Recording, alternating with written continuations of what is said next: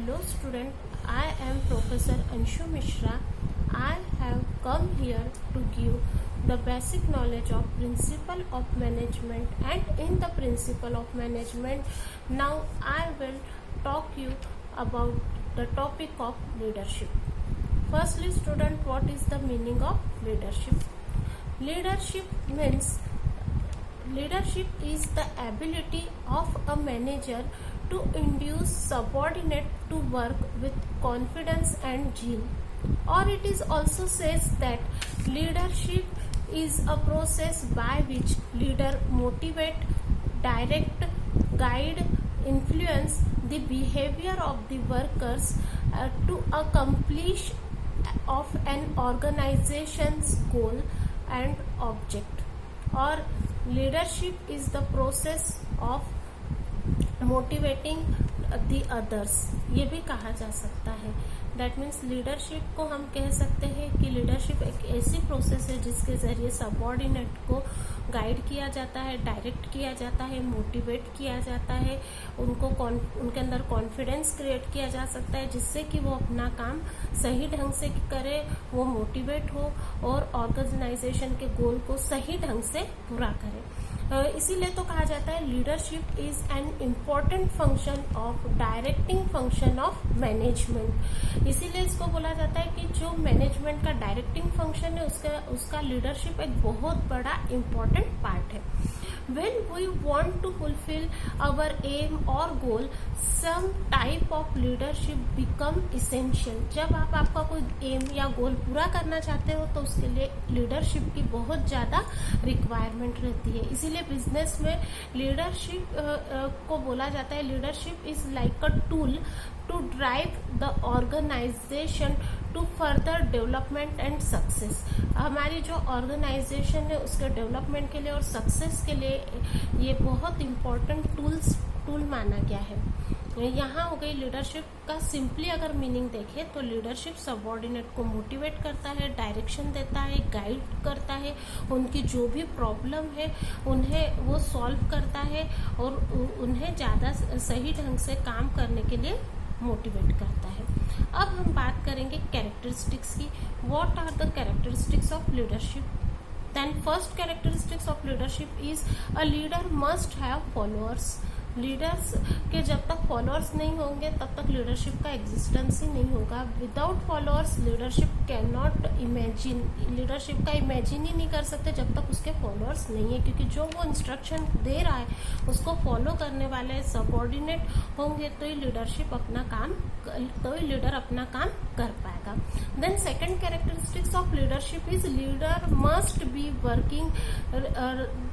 Leader and subordinate के अंदर जो रिलेशन है वो एक वर्किंग सिचुएशन की वजह से आता है, या इसको कहा जाता है there must be working relation between leader and his subordinate. उनके अंदर दैट मीन्स यहाँ पर लीडर सिर्फ उनसे काम नहीं करवाता है, साथ साथ वो भी खुद काम करता है. तो वर्किंग सिचुएशन की वजह से वो जो काम कर रहे हैं उसकी वजह से लीडर और सबऑर्डिनेट के अंदर एक रिलेशनशिप क्रिएट होती है. देन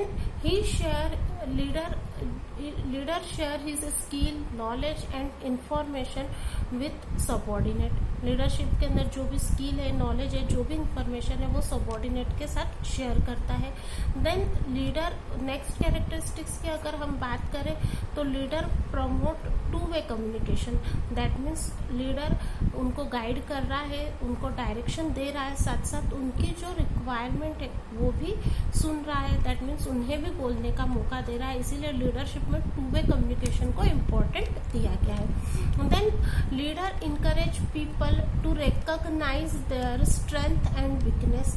लीडर जो है वो सबऑर्डिनेट को उनकी स्ट्रेंथ और वीकनेस बताता है, उनको रिकॉग्नाइज करवाता है ताकि वो उनके स्ट्रेंथ का फुल यूटिलाइजेशन कर सके मैनेजमेंट के गोल को पूरा करने के लिए.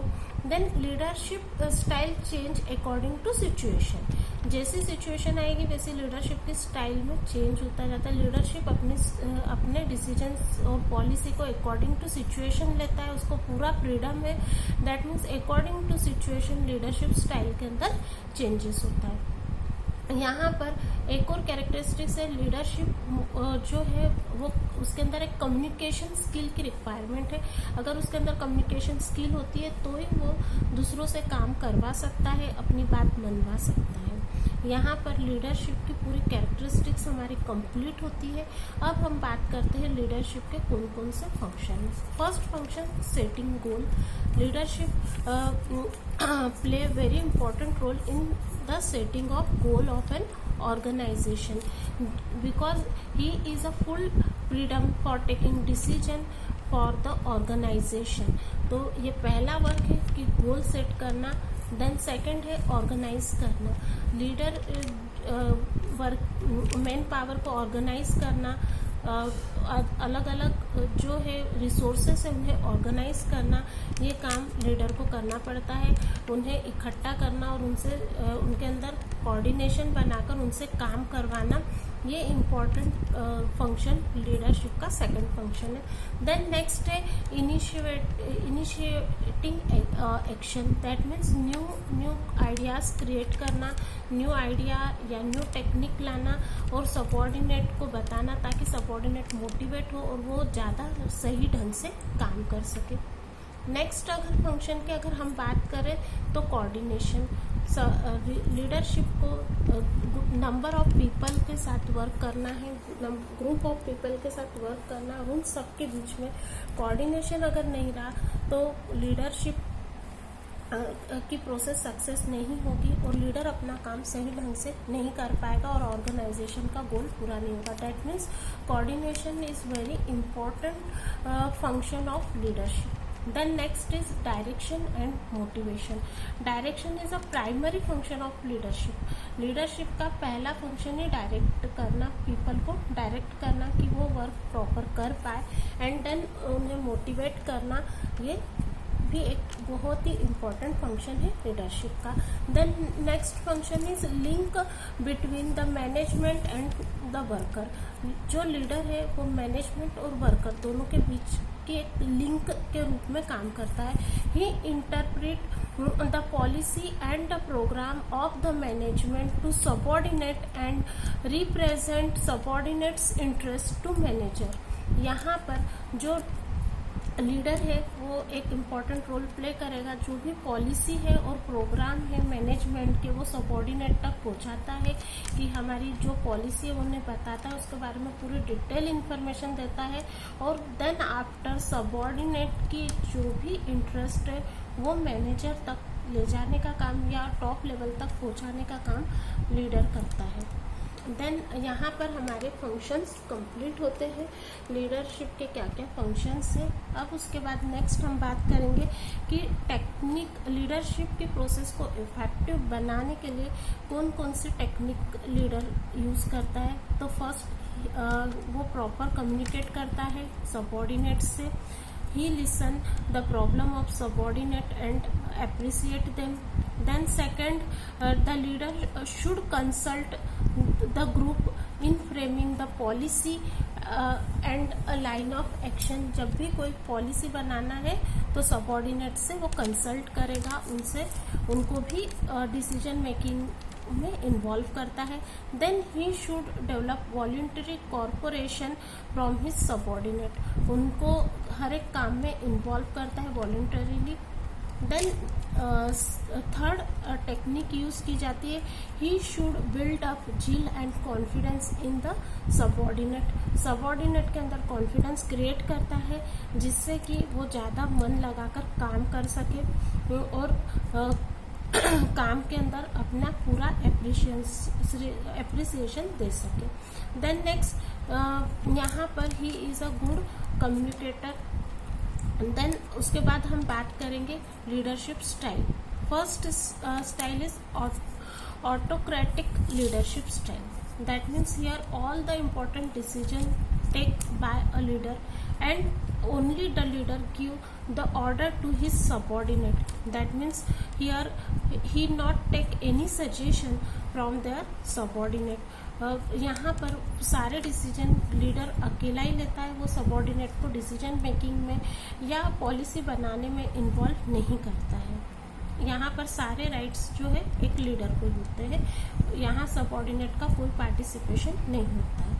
देन सेकंड लीडरशिप की अगर हम बात करें तो पार्टिसिपेटिव और डेमोक्रेटिक लीडरशिप। नाम पे से ही पता चल रहा है पार्टिसिपेटिव, दैट मीन्स यहाँ पर लीडर जो है सबऑर्डिनेट को भी पार्टिसिपेट करता है डिसीजन मेकिंग प्रोसेस में, पॉलिसी बनाने की प्रोसेस में।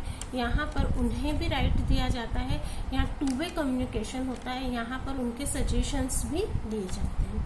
देन नेक्स्ट अगर हम बात करेंगे लीडरशिप स्टाइल की, देन पैटर्नलिस्टिक लीडरशिप। यहाँ पर लीडर एक पेरेंट के जैसे रोल करेगा, जैसे मदर फादर हमें गाइड करते हैं, हमारी केयर भी लेते हैं। एज इट इज़ लीडर भी यहाँ पर गाइड करेगा, डायरेक्ट करेगा और सबऑर्डिनेट की केयर भी यहाँ पर लेता है। Then next last style of leadership is free rein और लेसी फेयर स्टाइल। यहाँ पर सबऑर्डिनेट को पूरा फ्रीडम है, वो अपने मन से डिसीजन ले सकते हैं, वो लीडर के ऊपर टोटली डिपेंड नहीं होते हैं। यहाँ पर हमारी लीडरशिप की स्टाइल कंप्लीट होती है। Thank you.